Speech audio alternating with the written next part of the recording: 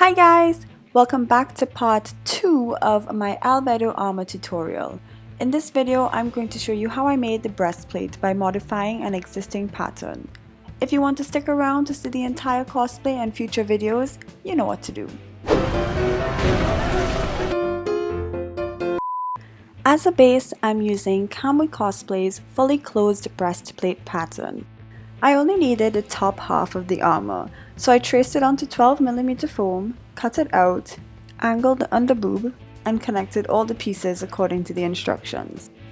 This pattern is super straightforward and easy to follow, so I'm not going to describe each step in detail. There's a link in the description below if you want to get your hands on the pattern yourself. Trust me, it is worth it. Now, you could make your own duct tape pattern, but why would you? This is literally so much easier.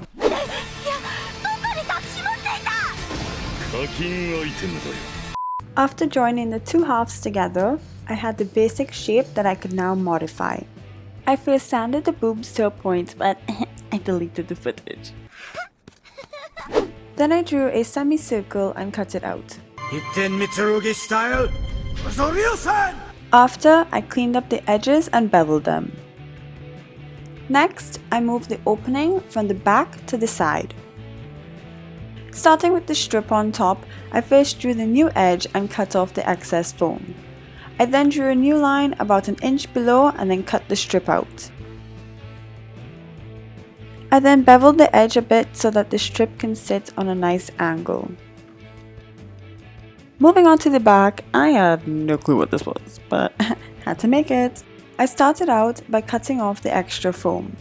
Then I traced a new curved edge and drew the shape of whatever this thing is. Then I cut it out and set it aside. I then beveled the edge and all that was left was this indent, which I made by just sanding a V shape into the foam.